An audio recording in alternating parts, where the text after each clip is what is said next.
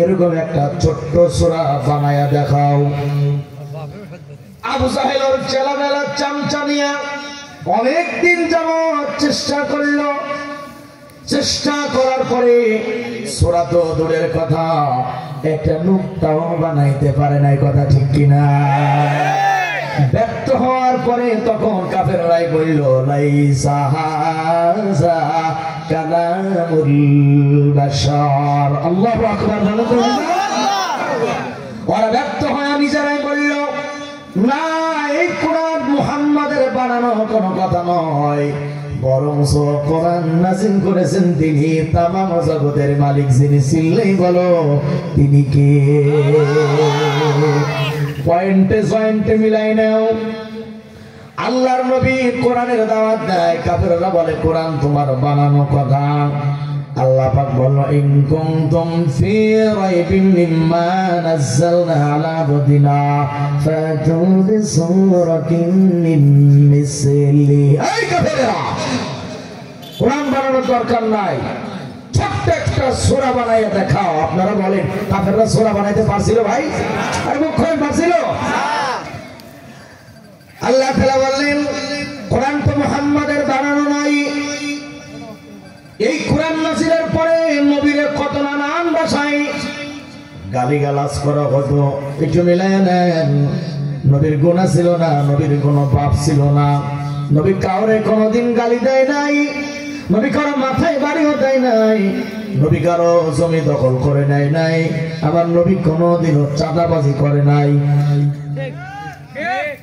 যারা ঠিক না কি চাঁদাবাজের দলের লোক নাকি তাও তো বুঝি না। আমার নবী কি চাঁদাবাজি করছে কোনোদিন ভাই? টেন্ডারবাজি করছে? দখলদারি করছে? তবুও নবীরা গালি দেওয়া হইতো। কি অপরাধ ছিল নবীর? কি কারণে? কারণ তো একটা ছিল নাকি ভাই? এদিকে তাকান, মিলাম তো। আল্লাহ তাআলা বলেন, ওয়ালাইন ইত্তাবা'তা আহওয়াআহুম বা'দাল্লাযী জাআকা মিনাল ইলমি মা লাকা মিনাল্লাহি মিন ওয়ালিয়্যিন ওয়ালা নাসীর।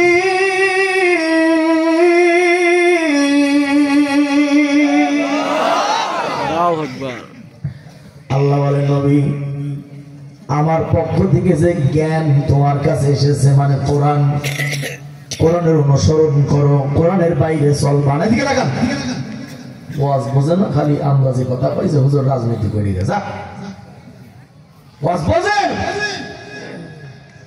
আল্লাহ কয় আমার জ্ঞানের বাইরে চলবা না, কে নিষেধ করেছে? কথা কয় না। ওই জ্ঞানওয়ালা কিতাবের নাম কি বলেন? জ্ঞানওয়ালা কিতাবের নাম কি? আল্লাহ বলেন, আমার কিতাবের বাইরে তুমি চলবা না নবী। যদি তুমি আমার জ্ঞানের বাইরে চলো, তাহলে আমার হাত থেকে রক্ষা করবে এমন রক্ষাকারী কেউ নাই। আল্লাহু আকবার বলে। তুমি সেই জ্ঞান দিয়ে চলো, সেখানে আমি আল্লাহর পক্ষ থেকে তোমার কাছে নাযিল করা হয়েছে। মাথারে সোজা করেন, তরুণ ভাই আমার দিকে তাকান, চোখ কান খোলা রাখেন। কারণ মরহুমাইনুদ্দিন আজ থেকে 20 বছর আগে বলে গিয়েছিল, চুক্তি বুঝে মুক্তি গুজে থাকবা কত কাল, দেশটা আমাদের চষে খাইল ঐশ্য গুণের পাল।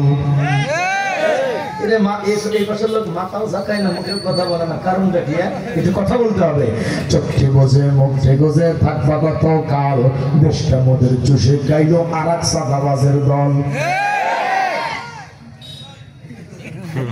কথা কি সত্য না মিথ্যা? সত্য হলে পর আওয়াজ দিতে হবে। চুক্তি বুঝে মুক্তি গুজে থাকবা কত কাল, দেশটা আমাদের চুষে খাইল আর এক সাদাবাজের দল। তাই তোমাদের দেশটা আজ রক্তে লালে লাল। সাদাবাজের জন্য পাথর মেরে হত্যা করা হয় না বাংলাদেশে ভাইজান? হয় কিনা বলেন? তাই তোমাদের দেশটা আজ রক্তে লালে লাল। চুক্তি বুঝে মুক্তি গুজে থাকবা কত কাল, দেশটা আমাদের চুষে খাইল ওই হনুমানের দল। একসাথে বলেন কথা ঠিক কিনা?